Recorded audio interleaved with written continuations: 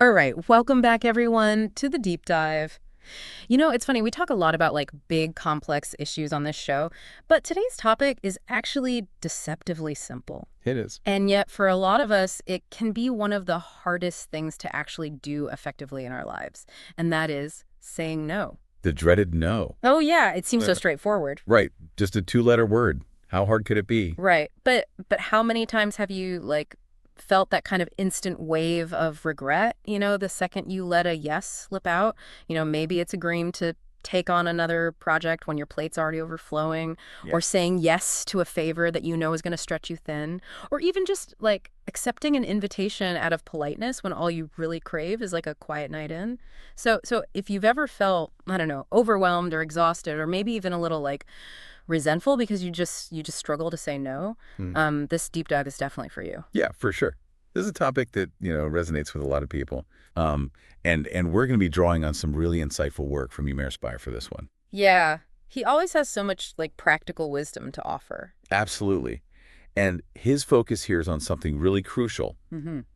How to say no without being weighed down by that guilt. Oh, yeah, That's always the catch, isn't it? totally. And it's not about being difficult or unhelpful, right? Yeah.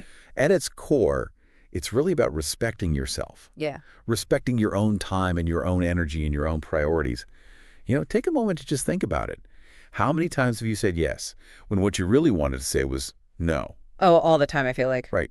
Was it like a last-minute request at work or a friend asking for help when your weekend was already jam-packed? That kind of thing. Ugh, yeah, or like when you commit to something and you end up feeling like completely drained afterwards. Yeah. Like so we have this knee-jerk reaction to say yes. It's almost like it's ingrained in us somehow. It is. It's definitely something we're often conditioned to do from a young age. Yeah. And Umair Spire really dives into why that is, why this tiny word no can feel like such a massive obstacle. And one of the things he talks about is this underlying fear. Yes. We're so afraid of disappointing people, of being seen as like rude or selfish or like not a team player, you Yeah, know? right. It's almost like we've been programmed, Yeah. to prioritize being nice at all costs, Totally. even if it means sacrificing our own well-being in the process. It's so true. It's like put everyone else's needs first. And you know what? It often starts really early too, right? Absolutely. Like, think about the messages we get as kids. Be helpful. Don't let people down. Always be there for others. All very well-intentioned, but it can create this deep discomfort with saying no, even in situations where it's clearly in our best interest. Oh, yeah. And that's exactly what Umair Aspire points out. He says, it's not about not caring about others. Saying no is an act of self-respect. It is. It's about recognizing your own limits. Yeah. And when we constantly ignore that inner voice that's telling us to say no, we can easily fall into what he calls the yes trap. Oh, yeah, the yes trap is real. So can you maybe walk us through like how that actually plays out in a person's life, for anyone listening right now who might be like stuck in that cycle? Okay, so picture this. Someone asks you for something. It could be anything, a Yeah. favor, an extra task, whatever. Hmm. And even if you're already feeling stretched thin, you say yes because you just can't bring yourself to say no, Right. You don't want to let them down. right? And so what happens? You end up overcommitted. Oh, yeah. Your to-do list is like a mile long, It's never ending. and you just start feeling that all too familiar feeling, overwhelmed, exhausted. Like, is there ever going to be any time for me? Yeah, like you're constantly running on empty. Exactly. And, the thing about overcommitting is that over time, it can also lead to feeling taken advantage of. Oh, for sure. Because if you're always the one saying yes, people start to expect it, They do. even if their requests are like becoming increasingly unreasonable. Totally. And that can be a breeding ground for resentment. And ironically, that resentment can actually harm the very relationships that you were trying to protect by being so agreeable in the first place. Absolutely. It's a vicious cycle. It really is. So how do we break free from that? Well, that's where Umair Spire comes in with this like really practical, actionable 3-step formula Okay. for saying no without the guilt trip. I love it. All right, lay it on us. What's step one? Step 1, and this is so crucial, is pause and process. Mm-hmm. Okay. Pause and process. Because often, especially when we're caught off guard, someone springs something on us, our immediate reaction is to just blurt out yes. Oh, yeah. It's like an automatic response. It is like a reflex. Yeah. So instead, take a breath. Create that space between the request and your response. Don't let that knee-jerk yes get you. Exactly. Okay, so pause. Pause and then process. And Eumairspire highlights two really important questions to ask yourself in that space Okay. before you commit to anything. The first one is simple, but it's so powerful. Do I really want to do this? Yeah, like genuinely, in your heart of hearts, do you want to do this? Exactly. Be honest with yourself. Do you have the desire? Do you have the energy Yeah. for this? And then the second question is about alignment. Does this align with my priorities? So here, you're looking at the bigger picture. Okay. What are your goals? What are your current commitments?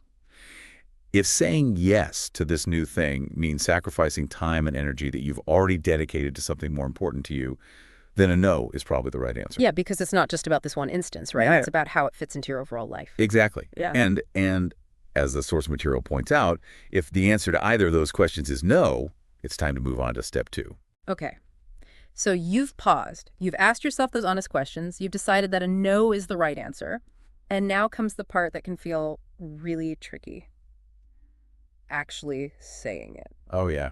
That can be the hardest part. Right, and that's where step 2 comes in. Be clear and confident. Be clear and confident.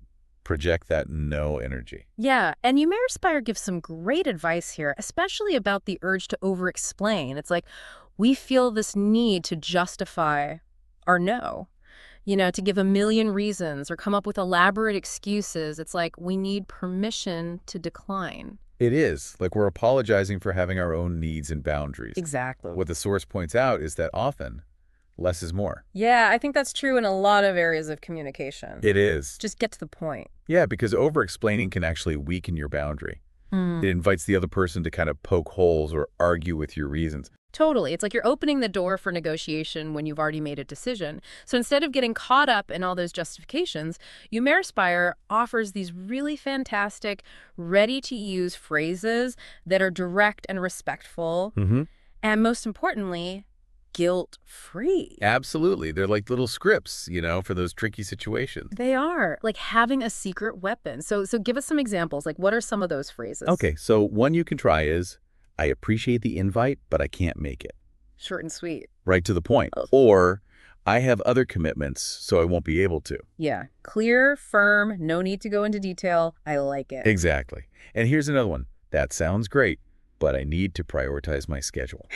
Nice. It really puts the focus back on your own needs and boundaries. Exactly. And all of these phrases, what they do is they communicate your no in a way that's respectful but firm. Yeah. And without leaving a ton of room for debate. Right. You're not inviting them to try and change your mind. Yeah. And that's so key because it's easy to get caught up in that back and forth. It is. All right. So we've got step 1, pause and process. Step 2, be clear and confident. What's the final piece of this formula? All right. Step 3 brings a bit of flexibility into the mix. Okay. And it's offer alternatives if you want to. Okay. So this is interesting because it's not always necessary. Exactly. And Eumairspire stresses that it's entirely optional. Okay. But it's about maintaining that goodwill and, potentially preserving the relationship if that's important to you, but while still holding firm to your boundary. Yeah, so you're not just shutting them down. Right. You're not just saying, nope, not doing it. Okay. So if you do choose to soften the no a little or offer a different way to engage, what might that look like? Using some of the examples from the source material. All right. So let's say someone asks you to take on a task that you just, you don't have the capacity for right now. You could say something like, I can't take this on this week, but I might have some bandwidth next week. Yeah. It shows willingness. Right. But it's on your own terms. Exactly. Yeah, I like that. Or let's say it's a request that's like outside your area of expertise. You could say, I'm not the best person for this, but I can recommend someone who might be a better fit. Perfect. So you're still being helpful. Right. But you're not overextending yourself. Exactly. So it's about finding that middle ground, if you want to. But it's so important to remember that you're never obligated to offer an alternative. No, you're not. Your no is valid on its own. Absolutely. And this brings us to, the really empowering part of all of this, the impact of actually putting these strategies into practice, like the power of saying no. What happens when you start setting those boundaries? Well, when you do that consistently, the benefits can be, honestly, like life-changing. Yeah. Eumairspire talks about safeguarding your most precious resources. And those are your time and energy. Yeah. The things we never seem to have enough of. Right. And so you're not constantly overextended and drained. You have that space to dedicate yourself to the things that truly matter to you, your priorities, your well-being, your own goals. It's about taking back control of your life, really. It is. And it can impact your relationships, too, in a positive way. Absolutely. And Umair Spire makes a really interesting point here. He says that people who genuinely respect you will understand and accept your boundaries. Yeah, I think that's a really important point. A thoughtful no shouldn't damage a healthy relationship. Exactly. Yeah. However, if you find that people consistently react negatively or try to manipulate you and you say no, it might be worth considering whether those relationships are truly serving you. Yeah, that's such a good point. Like, are they benefiting from your inability to set limits? Right. It's something to think about. It really is. So ultimately, learning to say no is about reclaiming control over your own life. And Umair Spire reframes no in a way that I found so powerful. He has these two statements that really stuck with me. The first one is, every yes you say to someone else is a no to yourself. Yeah. And every time I read that, it just hits me in the gut because it's so true, Every time we agree to something out of obligation or guilt, what are we potentially saying no to in our own lives? It's a trade-off. It is. Is it time for a passion project? Time with loved ones? Just a moment of peace and quiet, Right. It forces you to reevaluate. It does. And his second statement kind of builds on that. He says, a well-placed no can be the most powerful yes of your life. I love that. And it's about consciously choosing to say yes to your own needs, your own priorities, and ultimately to a more balanced and fulfilling life. Absolutely. It's about aligning your actions with your values. Yeah, and so as we wrap up this deep dive, the message from Umair Spire is loud and clear. It's time to experiment with these strategies. Take that first step, even if it feels uncomfortable at first. Start small, if you need to, but start somewhere. Yeah, and as you go about your day, as you're faced with these decisions, consider this. If you are really good at saying no, what amazing yeses could you give to yourself? What new possibilities would open up in your life? If you had more space, if you were better at setting those boundaries. And that's something I think we could all benefit from reflecting on. Definitely. It's a powerful question. It is. And it can lead to some pretty amazing transformations. Absolutely. All right, well, that's it for this deep dive. We'll catch you next time. Sound good. Thanks for listening. Take care.